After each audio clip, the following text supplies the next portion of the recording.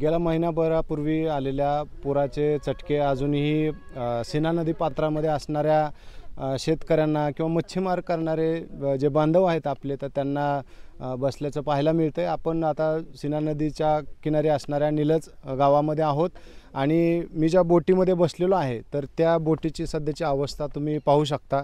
या पूर्ण बोटीची अक्षरशः वाट लागलेली आहे, अक्षरशः उद्ध्वस्त झालेली आहे। आता ही बोट वापरण्याच्या लायकीचे सुद्धा राहिलेले नाही अशी परिस्थिती आहे। पूर्ण बोटीमध्ये गाळ आहे। जे काय त्याला एकंदरीत जी परिस्थिती आहे ती पाहून सध्या ही बोट वापरात येऊ शकत नाही अशी परिस्थिती आहे।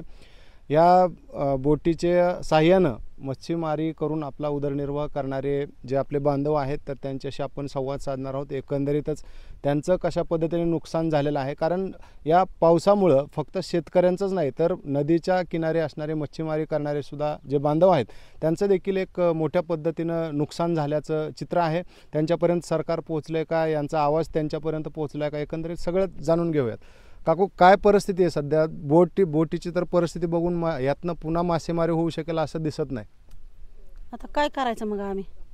काय बघा, तुमची काय मदत मिळली तर, 2 तर गेल्या वाहून, 1 फुटून पडली तिथं, ती पण बघा तुम्ही, हिडेव काढून बघा त्यातला, ह्याच्यात ती चालवायसारखी आहे का ती पण बघा। मग तुम्ही काय आम्हाला काय तुमच्याच्याने काय भेटली मदत द्या। आम्ही हातावर पोट भरतो तर आम्हाला काय जमीन नाही, जिमला नाही, काय नाही। ह्या का घर आहे ती बी गावाच्या कडेला, त्याच्यात पण पूर्ण पाणी सगळ्या घरात होतं आमच्या। लेकर आहे ती लहान लहान नातू नाती। तुम्ही मूळचे कुठले? ह्याच गावचे? ह्या गावचंच आहे। आणि हे कधीपासून करताय? लय पहिल्यापासूनच ह्याच्यावरच आमचा धंदा आहे, पोटच भर आमचं त्याच्यावर आहे। बरं, काय साधारणपणे भाव काय मिळतोय माशांना सध्या? काय जातो 100 कवा 50 किलो? हा, कवा लय मोठा चांगला गावला तर 200 ह्याच्यावर काय। कोणते मासे त्या नदीमध्ये? कसले बी आहेत आता, निराळ काय माहित आता त्याच्यात। बरं, पण आता हे पावसात जे बोटी वाहून गेल्या तर तो किती मोठं तुमचं नुकसान आहे? लय मोठं, आता 2-3 लाखाचं गेलं या। सगळे जाळीन भांडी गेली, तसल्या ताराचं पिंजरं गेलं, नावा गेल्या, जाळी घरी ठेवलेली पण गेली ती बघा ना तुम्ही, जाऊन तिथं बघताना आता घरी गेल्यावर बघा घरात कसं आहे ती, असं ढिगारा लावला होता बाहेर घराच्या कडेला, ती पण गेला सगळा वाहून। किती खर्च आहे जाळीचा, ह्याचा, बोटीचा सगळा? आता काय देणार आहे ती, मस्त खर्च आहे लय। पण खर्च म्हणजे जाळी किती रुपयांची होती जाळी? जाळी असते ना चांगली 50, 60, 70, 80 हजाराची, आणि ह्या नावा तर सहजच आहे त्या बघा 80, 80, 90, 90 हजाराच्या। बरं, आता एक बोट बांधली तर 1,10,000ची बोट बांधली या। आणि पाऊस आलता तेव्हा कुठं राहिला मग? पाणी घरात आलतं? ती काय व कारेलमध्ये मग आता तुम्हाला जमीन नाही, काय नाही, आता शेतकऱ्याला तरी सरकार म्हणतंय मदत देईन म्हणून, अजून तर काय पोचलेलं नाही। पण मग तुमचा विचार कोण करणार? कोण करायचं आता? म्हणूनच म्हणते आमचा विचार कोण करायचं या। आणि नुसती येते ती बघून जाते, ती येते ती बघून जाते, पण आमचा विचार असा कोणीच करी नाही की बाबा हे हातावर पोट भरते ती, जाळी भांड मासे म्हशी धरणार आहे तर मग ह्यांना काहीतरी मिळवून द्यावा। तर आपण आणखी जाणून घेऊयात जरा डिटेलमध्ये की एक नाव बनवायचे असेल समजा मासेमारीसाठी, खर्च किती येतोय? 1 लाख रुपये नवीन नावाला लागतात आणि 2 नावा वाहून गेल्यामुळे आता फक्त 1 राहिलेली आहे। त्या 1 नाव बी सध्या सगळी खराब झालेली आहे, पण तरी ते रिपेलिंग करण्यासाठी 30 ते 40,000 रुपये खर्च येतोय। आता सध्या सगळे जाळी पिंजरं होड्या वाहून गेल्यामुळे सध्या मासेमारी सध्या बंद आहे माझी। आणि माझ्या घरात सगळं पाणी असल्यामुळे सगळं धान्य, अन्नधान्य हे सगळं भिजलेलं आहे आणि वाळा टाकलेला आहे। पण प्रशासनाने होड्याची सुद्धा काही पंचनामे केलेले नाहीत आणि आपल्याला काही मदत भेटलेली नाही। माझी जाळी 70 ते 80 हजार रुपयाची जाळी, 30 ते 40,000 रुपयाचे पिंजरे, अधिक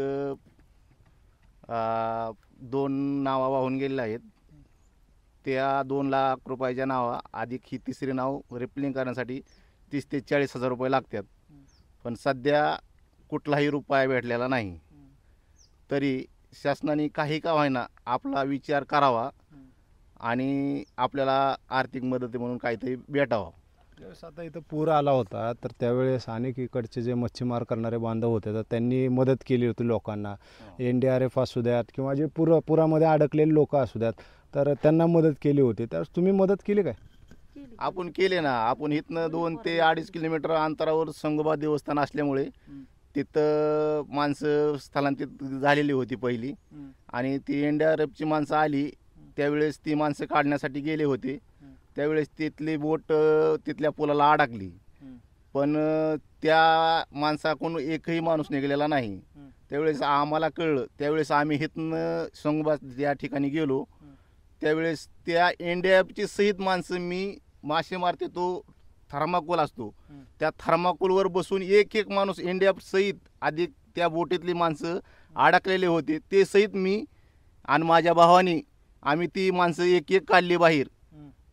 त्याची सुद्धा आपल्याला शासनाने काही रुपया सुद्धा मदत केलेली नाही. तुम्ही कुठली अपेक्षा न ठेवता सरकारची जी एक प्रकारे मदत केली, जनतेची एक प्रकारे मदत केली, पण आता ज्या वेळेला तुमच्यावर संकट आलंय तर त्यावेळेला मात्र तुम्हाला कुणी मदत करताना दिसत नाहीत. हे बघून तुम्हाला काय वाटतं आता? आता सांगावं असं वाटतंय की अक्षरशः इतकं बेकार वाटतंय की एवढं आपणही करतोय तरी बी शासन म्हणजे का आपल्याला काही देत नाही. ह्याची खरंच बेकार वाटतंय की बाबा NDRFची माणसं सुद्धा असताना सुद्धा त्या माणसाला सुद्धा निघलेली नाहीत, पण ती सुद्धा माणसं आम्ही काढली.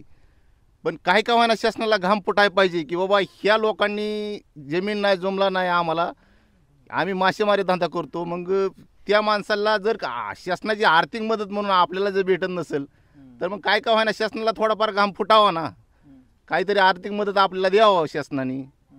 आणि खरंच परिस्थिती काय आहे हे बघावं त्यांनी, बाबा ह्यांची लोक कशी राहतात, काय काय खात असतील, की काय का होईना ह्यांची मदत करावा अशी असं वाटतंय. आपला स्वतःचा जीव धोक्यात घालून तिथल्या लोकांचे 100 जणांचा जीव जर वाचवत असेल तर त्यांनी थोडं दखल घ्यायला पाहिजे. बाबा ह्या लोकांनी, तिथली लोक इतकी काढल्यात म्हणल्यावर आपण बी काय का होईना आपली ह्या लोकांचा विचार केला पाहिजे.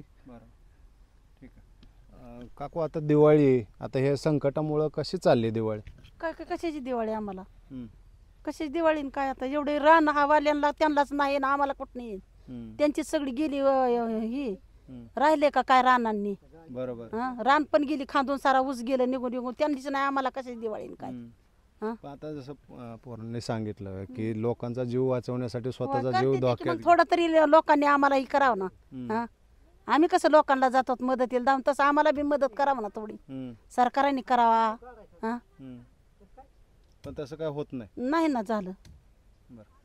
तर आपण पाहिलं की या ठिकाणी स्वतःचा जीव धोक्यात घालून लोकांचा जीव ज्या मच्छीमार करणाऱ्या बांधवांनी वाचवला, त्यांना देखील सरकारकडनं अद्याप कुठल्याही पद्धतीची मदत मिळालेली नाही आहे.